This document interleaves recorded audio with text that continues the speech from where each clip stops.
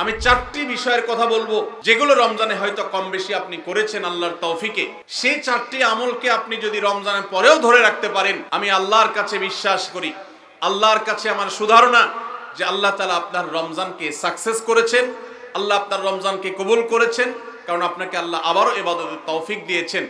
আর সেই 4টি কাজের প্রথম কাজ হলো, আমরা অনেকেই আলহামদুলিল্লাহ সারা বছর নামাজ নিয়ে অবহেলা কম বেশি করলেও রমজান মাসের সম্মানে, তাকওয়ার মাস হিসাবে, কোরআন নাজিলের মাস হিসাবে, শ্রেষ্ঠ মাস হিসাবে, ইবাদতের মৌসুম হিসাবে রমজানে অনেকেই পুরুষরা 5 ওয়াক্ত নামাজ মসজিদে গিয়ে পড়ার চেষ্টাটা করেছে। মা বোনরা ওয়াক্ত হওয়ার পর দেরি না করে তারা নিজ নিজ অবস্থানে নামাজটা আদায় করার চেষ্টা করেছে। রমজানের পরে এই 5 ওয়াক্ত নামাজ যেটা রমজান মাসে আপনি সঠিকভাবে করেছেন, এই নামাজটা যদি আপনি ধরে রাখেন, 5 ওয়াক্ত নামাজ কি শুধু রমজানের ইবাদত না রমজানের পরেরও ইবাদত? কি বলেন?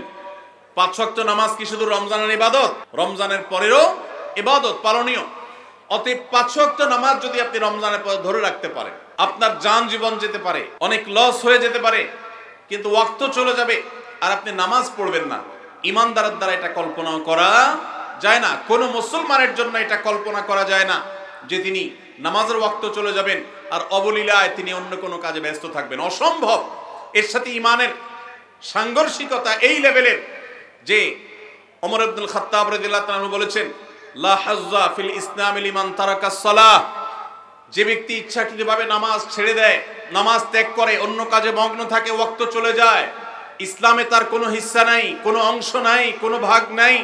সে নিজেকে মুসলিম দাবি করবার কোনো নৈতিক অধিকার নাই যে নামাজ ইচ্ছাকৃত পড়ে না, ত্যাগ করে। রমজান মাসের 5 ওয়াক্ত নামাজটা যদি আপনি সারা বছর ধরতে পারেন, এটাকে যদি আঁকড়ে ধরতে পারেন এবং ধরে রাখতে পারেন, তাহলে আপনি একটি আমলে সাকসেস।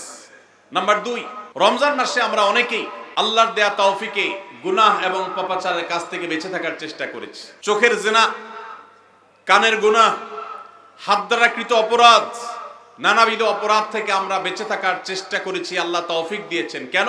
কারণ রমজান মাস তাকওয়ার মাস, গুনাহ ছাড়ার মাস, সেজন্য আমরা গুনাহ ছাড়ার চেষ্টা করেছি। এই যে রমজান মাসে আমরা পাপাচারের কাজ বর্জন করে থাকার চেষ্টা করেছি, রমজানের পরেও যদি এই চেষ্টাটাকে অব্যাহত রাখতে পারি, এটাকে যদি আমরা ধরে রাখতে পারি, ইনশাআল্লাহ আমার রমজান সাধনা সার্থক হয়েছে, আমার রমজান ইবাদত কবুল হয়েছে আল্লাহর কাছে। এটা বুঝার সবচেয়ে বড় আলামত হলো রমজানের পরেও আপনি আমল ইবাদতের পাশাপাশি গুনাহগুলো থেকে বেঁচে থাকার চেষ্টা করছেন।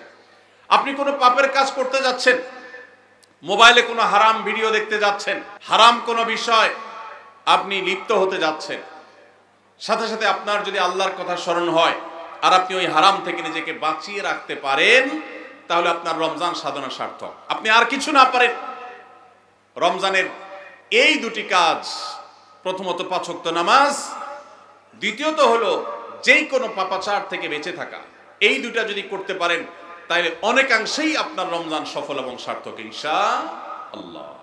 প্রিয় ভাইরা আমার, আল্লাহ যেখানে বলেই দিয়েছেন ইন্নামা ইয়াতাকাব্বালুল্লাহু মিনাল মুত্তাকিন, আল্লাহ শুধু মুত্তাকিদেরটাই কবুল করেন। মুত্তাকি না হয়ে আল্লাহর কাছে কিছু উপস্থাপন করলে, পেশ করলে, দান দক্ষিণা করলে, কুরবানি করলে, নেক আমল করলে আল্লাহ সেটা কবুল করেন না, মুত্তাকিদেরটাই কবুল করেন। অতএব আপনি মুত্তাকি কিনা তার পরিচয় হবে, তার প্রমাণ হবে আপনি পাপাচার থেকে বাঁচার জন্য সংগ্রাম করছেন কিনা। আপনি যদি গুনাহ থেকে বাঁচার জন্য সংগ্রাম করেন, চেষ্টা করেন, সাধনা করেন, পরিশ্রম করেন, নিয়ত করেন, ইচ্ছা করেন এবং এর জন্য আপনি পদক্ষেপ গ্রহণ করেন, তাহলে তার মানে হলো আপনি মুত্তাকি। যত বেশি গুনাহ থেকে বাঁচার চেষ্টা করতে পেরেছেন তত বড় মাপের মুত্তাকি। আর যত বড় মাপের মুত্তাকি, রমজানের ইবাদত তত বেশি আল্লাহর কাছে কবুল হয়েছে, সেই ধারণা আল্লাহর কাছে আমরা পোষণ করতে পারি ইনশাআল্লাহ। প্রিয় ভাইরা আমার, একজন সাহাবী নবী করিম সাল্লাল্লাহু আলাইহি সাল্লামকে জিজ্ঞাসা করেছেন, হে আল্লাহর রাসূল, কিভাবে আমি সবচেয়ে বড় ইবাদত গুজার হব, সবচেয়ে বড় আমলকারী কিভাবে হতে পারি? আমাদের কাছে বহু মানুষ কাগজ লিখে পাঠান, চিরকুট লিখে দেন যে হুজুর কোন আমলটা করলে বেশি সওয়াব হবে, আল্লাহ বেশি সন্তুষ্ট হবেন, আল্লাহর ইবাদত বেশি হবে কোন আমলটা করলে। প্রিয় ভাইরা আমার, নবী করিম সাল্লাল্লাহু আলাইহি সাল্লাম বলেছেন, ইত্তাকিল মাহারিমা তাকুন আবাদান নাস। তুমি হারাম কাজ থেকে বেঁচে থাকো, অবৈধ কাজ থেকে নিজেকে বিরত রাখো, গুনাহের ধারে কাছেও যেও না, পাপাচারের পথ মারিও না। তুমি সবচেয়ে বড় ইবাদত গুজার হবে, সবচেয়ে বড় নেক আমল হতে পারবে। অনেক বেশি নফল রোজা রাখে, অনেক বেশি দোয়া দুরূদ পড়ে, অনেক বেশি কোরআন তেলাওয়াত করে, অনেক বেশি নফল দান সাদেকা করে, অনেক বেশি নফল কাজ করে, এই লোক আল্লাহর খাতা বড় ইবাদত গুজার নয়। আমাদের স্মৃতিতে ইবাদত গুজার বলতে ভেসে ওঠে সারাক্ষণ নামাজেরই ব্রত থাকা মানুষের কথা। আমাদের স্মৃতিতে ভেসে ওঠে ইবাদত গুজার মানে হলো ঘন ঘন নফল রোজা রাখা ব্যক্তির ছবি। আমাদের স্মৃতিতে ইবাদত গুজার বলতে ভেসে ওঠে যে ব্যক্তি অনেক বেশি নফল আমল, জিকির আজকার ইত্যাদিতে মাশগুল থাকে। অথচ নবীজি বলছেন, ইত্তাকিল মাহারিমা তাকুন আবাদান নাস, তুমি হারাম কাজ থেকে বেঁচে থাকো, সবচেয়ে বড় ইবাদত গুজার হতে পারবে, সবচেয়ে বড় নেক আমল হতে পারবে যদি তুমি হারাম কাজ থেকে বেঁচে থাকতে পারো। ভাইরা আমার, আপনি যদি আপনার এই দুই ঠোঁট দিয়ে কোনো কটু কথা, অশ্লীল কথা, গালিগালাজ এটা আপনার মুখ দিয়ে যদি বের না হয়, রমজানের আগে হতো, রমজান মাসে আপনি তওবা করেছেন, রমজানের পরেও এই সংগ্রামে আপনি জিতে আছেন, টিকে আছেন, আপনার মুখ দিয়ে কোনো অন্যায় হয় না, তার মানে হলো আপনি মুত্তাকিদের কাতারে শামিল হতে পেরেছেন, আপনি গুনাহ থেকে বাঁচতে পেরেছেন। আপনার আমল দেখা যায় না, কিন্তু এই যে গুনাহ থেকে বাঁচার সংগ্রামে আপনি জিতে গেছেন, আপনি নিজেকে বাঁচিয়ে রাখতে পেরেছেন, এটাই হলো আপনার সফলতা, এটাই হলো আপনার সার্থকতা। আজকাল নফল রোজা, নফল নামাজ, নফল দোয়া দুরূদ, নফল জিকির আজকার, নফল দান সাদকা করা মুসলমানের সংখ্যা কম নয় সমাজে। যেই মুসলমানের অভাব সেটা হলো গুনাহমুক্ত জীবন গঠন করা মুসলমানের অভাব, মুত্তাকি মানুষের অভাব, গুনাহমুক্ত মানুষের অভাব। গুনাহমুক্ত মানুষ পাওয়া যায় না। ভাইরা আমার, আমাদের চেষ্টা করতে হবে আমার হাত এবং মুখ দ্বারা কারোর অধিকার খর্ব হবে না, কারোর কষ্ট হবে না। মুসলমান তো বটে, অমুসলমানকেও কোনো কষ্ট আমি দেব না, কারোর অধিকার নষ্ট হবে না, সম্পদে কারোর হক আমি নষ্ট করব না।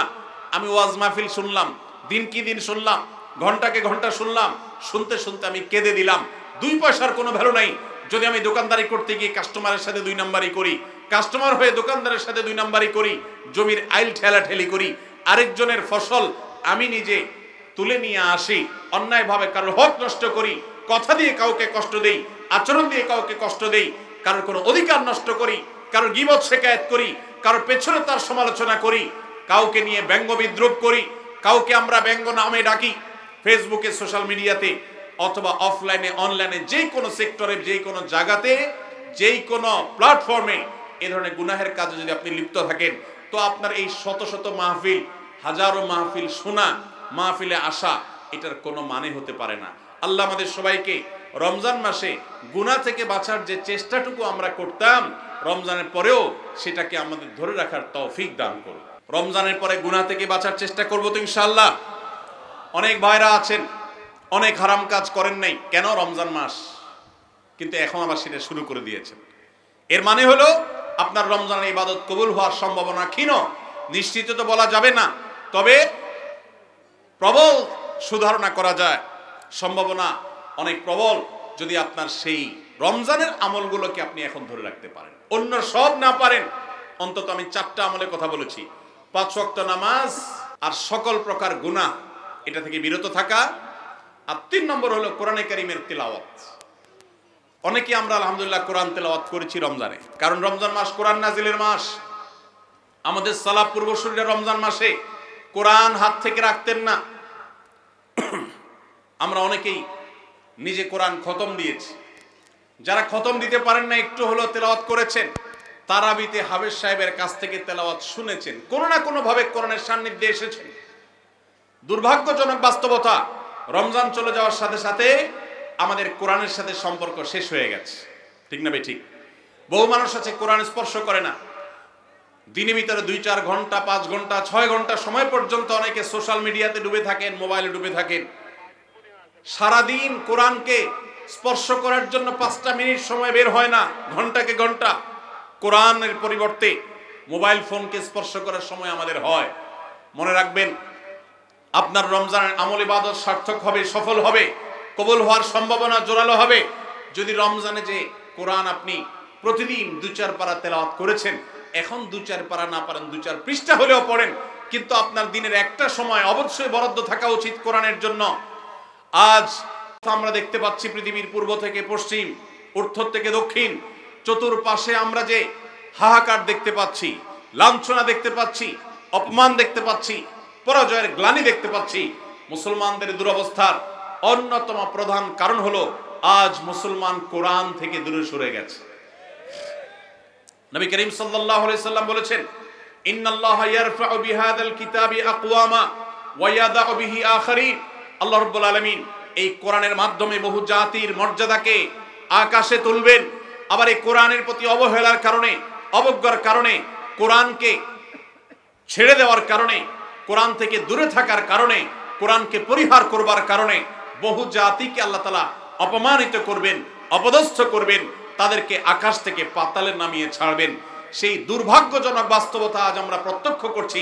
মুসলমানের ঘরে কোরআন পড়ার কোনো অভ্যাস নেই, কোরআনের চর্চা নেই, কোরআনের আলোচনা নেই, কোরআনের আলোকে জীবন গড়বার কোনো পরিকল্পনা আমাদের মধ্যে নেই। এজন্য ভাইরা, রমজান মাসে যে কোরআনের সান্নিধ্যে আমরা ছিলাম, রমজানের পরে অল্প অল্প করে হোক প্রতিদিন আপনি কোরআন তেলাওয়ার চেষ্টা করেন।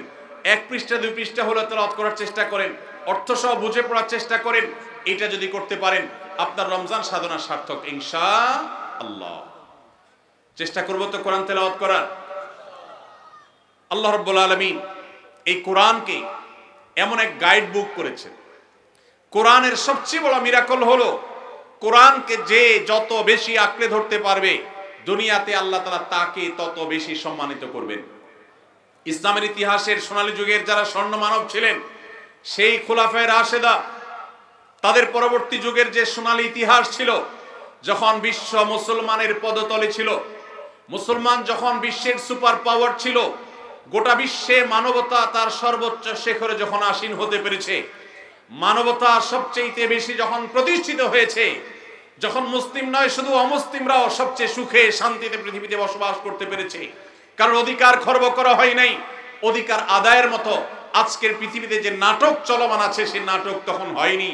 সেই সোনালী অতীত মুসলমানদের যে ছিল, তখনকার মুসলমানরা কোরআনকে তারা আঁকড়ে ধরেছিল, কোরআনকে তারা মাথায় রেখেছিল, কোরআনকে তারা জীবনে ধারণ করেছিল, কোরআনকে তারা সবসময় স্মরণ করেছে, বরণ করেছে, গ্রহণ করেছে, কোরআন দিয়ে নিজের জীবনকে সাজিয়েছে, তার সুফল তারা পেয়েছে। আজ কোরআন আমাদের কাছে অবহেলিত, কোরআন আমাদের কাছে আজ সবচেয়ে বেশি পরিত্যক্ত। যেই গ্রন্থ বছরে আমরা রমজান মাস ছাড়া অনেকে উল্টায় দেখি না, পাঠ করি না। মোবাইলে আমার বহু অ্যাপ আছে, সাথে কোরআনের অ্যাপও আছে। আমি সোশ্যাল মিডিয়ার অ্যাপগুলো দিনের ভিতরে 50, 60, 70, 80, 100 বার ওপেন করলেও কোরআনের অ্যাপটা দিনে একবার ওপেন করা হয় না। কোরআনের জন্য কোনো সময় আমার বরাদ্দ নাই। আমাদের বাসা বাড়িতে অনেক কিছু চলে, কোরআন তেলাওয়াত চলে না। বহু কিছু নিয়ে আড্ডা হয়, কোরআন নিয়ে পাঠচক্র হয় না, গ্রুপ ডিসকাশন হয় না, আলোচনা পর্যালোচনা হয় না। এইরকম পরিবার আজ ঘরে ঘরে, প্রত্যেকটা জায়গায় জায়গায়। আর এই কারণে আজ আমাদের দুরবস্থা আমরা দেখতে পাচ্ছি পৃথিবীর চতুর্প্রান্তে রয়েছে। আল্লাহ তাআলা আমাদের সবাইকে কোরআনকে সারা জীবনের জন্য আমাদের সাথী করার তৌফিক দান করুন। কোরআন নিয়মিত পড়বেন তো ইনশাআল্লাহ? প্রতিদিন পড়বেন তো ইনশাআল্লাহ? আল্লাহ আমাদের সবাইকে প্রতিদিন কোরআন তেলাওয়াতের তৌফিক দান করুন, কোরআন বুঝে পড়ার তৌফিক দান করুন, কোরআনের আলো থেকে আলো গ্রহণ করবার তৌফিক দান করুন, সমাজ এবং রাষ্ট্রকে কোরআন দিয়ে সাজাবার তৌফিক দান করুন। বলুন আমিন। নাম্বার 4, শেষ পয়েন্ট। রমজান উপলক্ষে আমরা অনেকেই ভোর রাতে সাহরি খেতে উঠে আল্লাহর কাছে কম বেশি দোয়া করার চেষ্টা করেছি, 2-4 রাকাত তাহাজ্জুদ নামাজ পড়ার চেষ্টা করেছি, ঠিক না? ঠিক। ইফতার সামনে নিয়ে অনেকে দোয়া করেছেন। রমজান মাসে রোজাদারের দোয়া কবুল হয় দিনের বেলা, অনেকে দোয়া করেছেন। রমজান শেষ, তাহাজ্জুদ পড়া তো ভোর রাতে উঠে দূরের কথা, অনেকের ফজর নামাজ পড়াটাই কঠিন হয়ে গেছে, ঠিক না? ঠিক। আজ রমজানের পরে রমজানের সেই আমলের ধারাবাহিকতা, অর্থাৎ ভোর রাতে তাহাজ্জুদের নামাজ পড়ার যদি কেউ অভ্যাস ধরে রাখতে পারেন, এটা হবে সবচেয়ে বড় অর্জন। এটা যদি না পারেন, অন্তত ফজরের নামাজ, 5 ওয়াক্ত নামাজ তো পড়বেনই, ফজর নামাজ স্পেশালি জামাত যাতে কোনোভাবে মিস না হয়।